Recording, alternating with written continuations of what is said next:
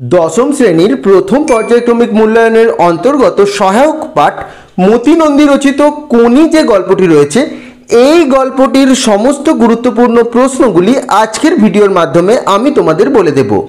অর্থাৎ আজকের ভিডিওর মাধ্যমে তোমরা তোমাদের কোনি বইয়ের ফার্স্ট ইউনিট টেস্টের সম্পূর্ণ সাজেশন পেয়ে যাবে। তাই ভিডিওটি দশম শ্রেণী ছাত্রছাত্রীদের জন্য ভীষণ গুরুত্বপূর্ণ। ভিডিওটি কোথাও স্কিপ না করে পুরোটা দেখো। যে যে প্রশ্নগুলি বলে দিচ্ছি অতি অবশ্যই এই প্রশ্নগুলি তোমরা এখন থেকেই প্রস্তুত করে নিও, কারণ এখান থেকে যেমন প্রথম পর্যায়ক্রমিক মূল্যায়নের জন্য তোমরা গুরুত্বপূর্ণ প্রশ্ন পাবে, ঠিক তেমনই মাধ্যমিক টেস্ট এবং ফাইনালের জন্য প্রশ্ন পেয়ে যাবে। তাই কোনো প্রশ্ন এগুলির মধ্যে তোমরা বাদ দিও না। তো চলো শুরু করা যাক আজকের ভিডিওটি। দশম শ্রেণীর বাংলা সহায়ক পাঠ সাজেশন 2025 ফার্স্ট ইউনিট টেস্ট মতি নন্দী রচিত কোনি। প্রথম পর্যায়ক্রমিক মূল্যায়নে তোমাদের কোনি বইয়ের 1 পাতা থেকে 39 পাতা পর্যন্ত পরীক্ষা হবে।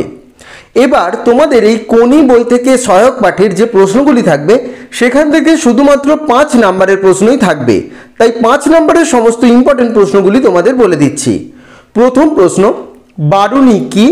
বারুণীর দিনে গঙ্গার ঘাটে যে দৃশ্যটি ফুটে উঠেছে তা লেখো। 2 নাম্বার, গলার স্বরে বোঝা গেল এর জন্য সে গর্বিত।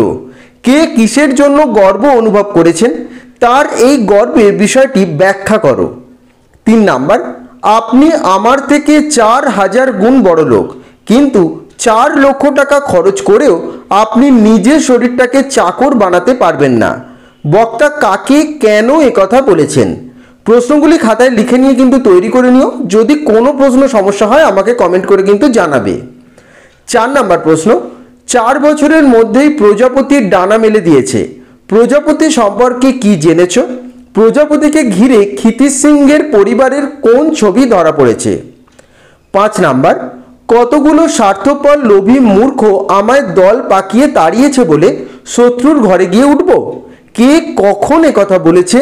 উদ্ধৃত উক্তিটি থেকে বক্তার কোন মানসিকতার পরিচয় পাওয়া যায়? 6 নাম্বার, ক্ষিতিশ এইসব অপচয় দেখে বিরক্ত বোধ করে। কোন অপচয়ের কথা বলা হয়েছে তা দেখে ক্ষিতিশের বিরক্ত বোধ করার কারণ কি? তোমাদের একটি কথা বলি, 1 পাতা থেকে 39 পাতা পর্যন্ত যেহেতু প্রথম পর্যায়ক্রমিক মূল্যায়নে তোমাদের পরীক্ষা হবে, এই পাতাগুলি অন্তত একবার তোমরা রিডিং পড়ে রেখো, তাহলে এই উত্তরগুলি তৈরি করতে তোমাদের সুবিধা হবে। 7 নম্বর প্রশ্ন, নেতৃত্ব দিতে হলে সামনে থাকতে হয়। কে কাকে একথা বলেছেন? একথা বলার পিছনে বক্তার কোন মানসিকতা কাজ করেছে? 8 নাম্বার, হঠাৎ কোনির 2 চোখ জলে ভরে এলো। কোনির 2 চোখ জলে ভরে এলো কেন? এরপর কি হয়েছিল? 9 নাম্বার, আমি আপনার বোনকে সাঁতার শেখাতে চাই।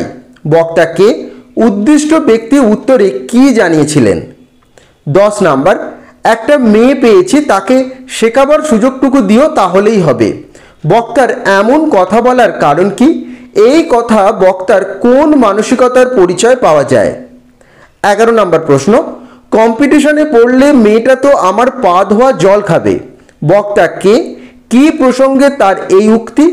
এই উক্তিতে বক্তার কিরূপ মনোভাব ফুটে উঠেছে? 12 নাম্বার, গণতন্ত্রে এই স্বাধীনতা আছে, লড়াইয়ের স্বাধীনতা। কোন প্রসঙ্গে এই উক্তি?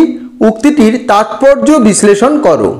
এবং 13 নম্বর অর্থাৎ শেষ প্রশ্ন, সাঁতারু অনেক বড় সেনাপতির থেকে। বক্তা কে?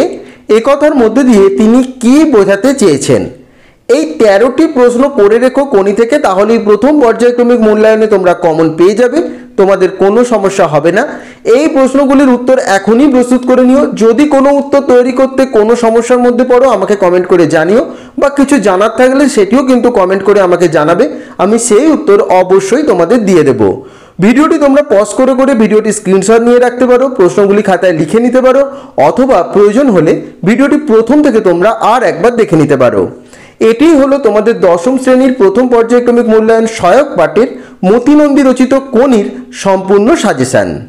তো আশা করছি আজকের ভিডিওটি তোমাদের ভালো লেগেছে, এবং আজকের ভিডিওর মাধ্যমে কোনি গল্প থেকে যে যে প্রশ্নগুলি আমি তোমাদের দিলাম অতি অবশ্যই কিন্তু এগুলি তোমরা প্রস্তুত করে রেখো। এই প্রশ্নগুলি শুধু প্রথম পর্যায়ক্রমিক মূল্যায়নের জন্য নয়, মাধ্যমিক টেস্ট এবং মাধ্যমিক ফাইনালের জন্য সমান গুরুত্বপূর্ণ। তাও কোনো প্রশ্নের উত্তর তৈরি করতে কোনো সমস্যা হলে আমাকে কমেন্ট করে জানাবে, আমি সেই উত্তর তোমাদের অবশ্যই দিয়ে দেব। এবং এই ভিডিওটি ভালো লেগে থাকলে ভিডিওটি অবশ্যই লাইক এবং শেয়ার করে দিও এবং চ্যানেলটি সাবস্ক্রাইব করে দিও। সকলে ভালো থেকো।